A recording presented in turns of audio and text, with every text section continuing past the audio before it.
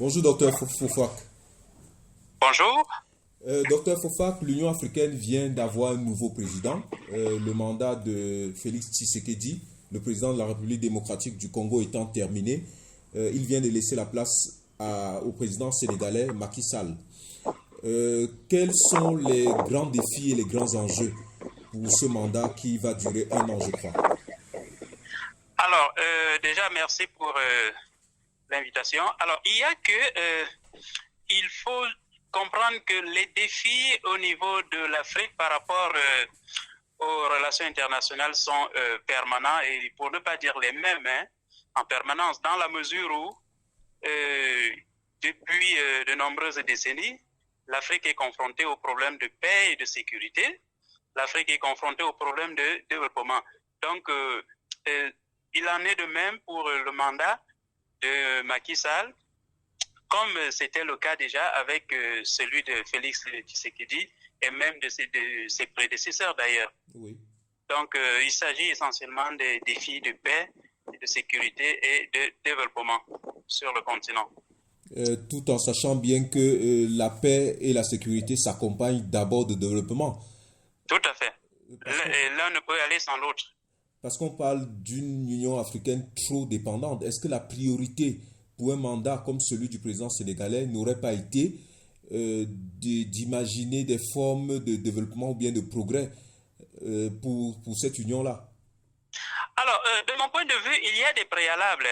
Il y a des préalables. C'est d'autant plus que, en l'état actuel des choses, ça bouge un peu partout sur le continent. Nous avons la crise au Soudan qui a du mal, n'est-ce pas, à nous dévoiler des pistes de sortie. Nous avons la situation qui reste tendue au Mali. Nous avons le cas du Burkina. Nous avons la Guinée-Bissau. Nous avons, en fait, sur le continent, on peut dénombrer pas mal de situations de crise qu'il va falloir d'abord mettre sur la table et essayer de trouver des voies de sortie. Alors, il y a que sur ces plans, malheureusement, l'Union africaine ne se fait pas beaucoup entendre. Et c'est une sorte de silence qui donne l'impression d'une organisation quelque peu dépassée par les événements. Donc, de mon point de vue, les préalables consisteront justement à asseoir une véritable stratégie, n'est-ce pas, d'apaisement et bien plus tard de sortie de crise dans ces différents champs chrysogènes que je viens de citer. Alors, au-delà de ça, il y a la question de la reconnaissance, ou tout au moins de l'autonomie de l'Union africaine. Et c'est l'un des chantiers, permanents d'ailleurs, parce que dites-vous bien que l'Union africaine aura beau réfléchir sur des voies de sortie des crises sur le continent, il se posera toujours un problème de moyens.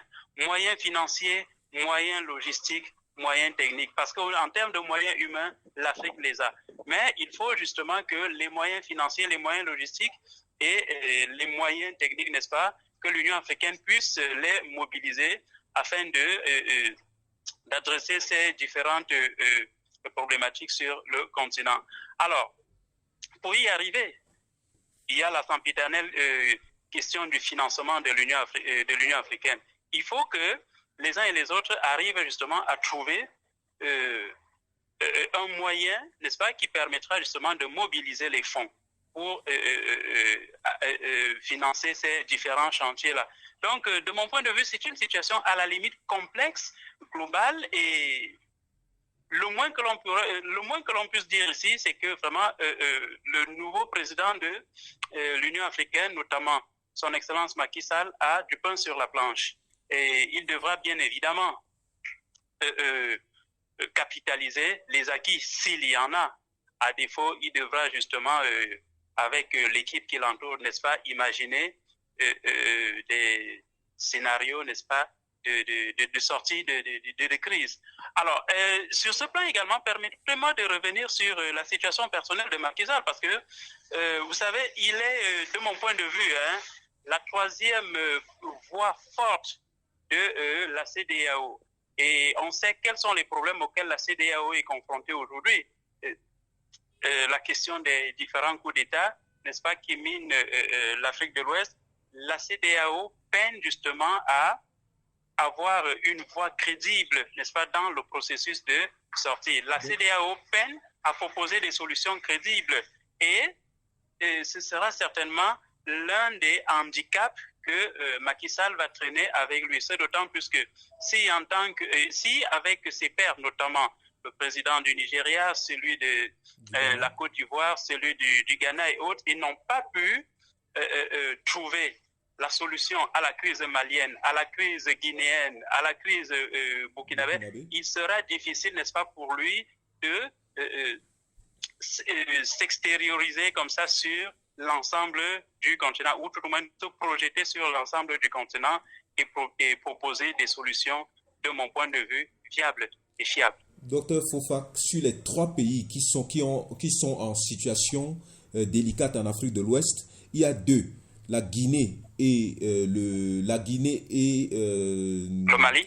Et le Mali. Il y a la Guinée, le Mali. Il y a un pays quand même comme la Guinée qui a eu un changement de constitution. Il y a eu un changement de constitution en Côte d'Ivoire. Que fait l'institution CEDEAO pour qu'on réussisse à éviter ça? Parce que les changements de constitution, je suis sûr que vous êtes d'accord avec moi, sont parfois des motifs pour le renversement des institutions. Oui, en fait, vous convenez avec moi que moi, j'ai le même avis que pas mal d'observateurs, à savoir que ces changements de constitution ne sont pas différents des coups d'État. On parle d'ailleurs des coups d'État constitutionnels. Et c'est une pratique qui tend justement à se généraliser sur le continent et qui semble solidement ancrée justement dans cette partie du continent, je veux dire l'Afrique de l'Ouest. Alors, il se trouve donc que tant que l'on n'aura pas résolu de façon pérenne la question du respect absolu de la Constitution, ou tout au moins du respect d'une Constitution qu'un peuple s'est donné sur une certaine durée, il sera difficile justement d'éviter les coups d'État. Et au-delà des coups d'État constitutionnels, la conséquence directe justement est que ces coups d'État constitutionnels maintiennent à la tête de ces États des leaders qui manquent de légitimité. Et la conséquence directe, de mon point de vue, ce sont ces différents coups d'État. Donc, il va falloir travailler également en amont pour que les principaux leaders de ces différents pays arrivent à mettre sur pied des constitutions pérennes et que le landerneau politique puisse également adopter ce que moi j'appelle ici une certaine discipline politique, n'est-ce pas, pour comprendre justement que le changement à la tête de l'État devrait se faire par élection. Mais ne nous voilons pas les yeux. Les populations du côté de l'Afrique de l'Ouest sont suffisamment éveillées pour comprendre justement que chaque fois qu'un leader ne joue pas le jeu de leurs intérêts, ils doivent par un moyen ou par un autre, n'est-ce pas, le déposer. Et malheureusement, de ce côté, la solution la plus évidente ou la plus facile a souvent été les coups d'État. Donc, c'est autant de choses, justement, qu'il va falloir résoudre. Non seulement, autant de problèmes qu'il va falloir résoudre, non seulement sur le plan sous-régional, notamment en Afrique de l'Ouest, mais sur l'ensemble du continent, parce qu'il faut bien se le dire.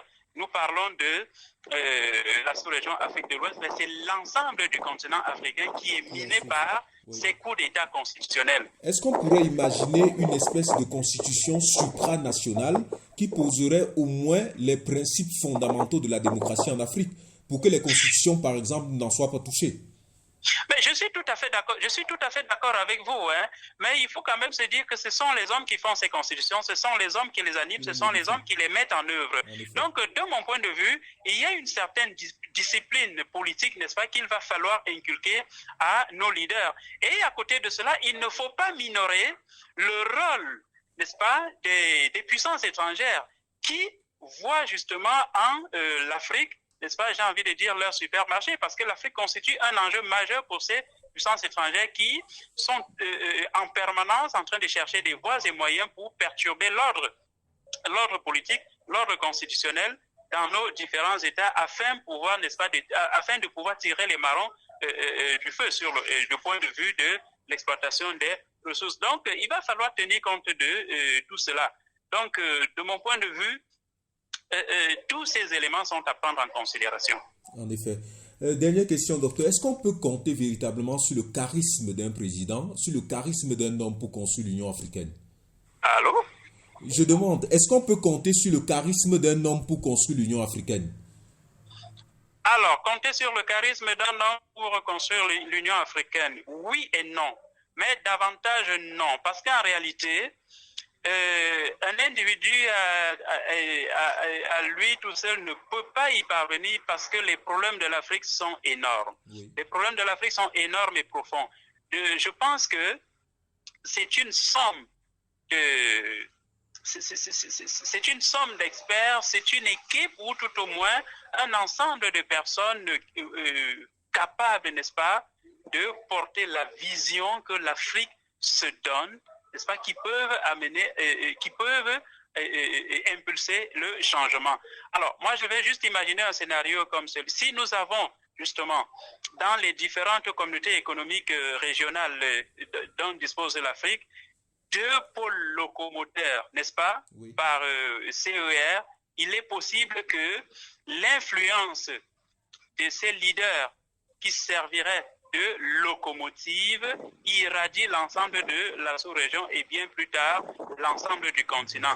Et pour cela, il faut donc arriver à avoir dans chaque CER un pays ou 2 pays, n'est-ce pas, dont la vision est de rassembler et de fédérer les énergies pour qu'on arrive justement à une sous-région véritablement intégrée et portée vers le développement, c'est-à-dire vers l'avenir radieux, n'est-ce pas, de la sous-région et bien plus tard du continent.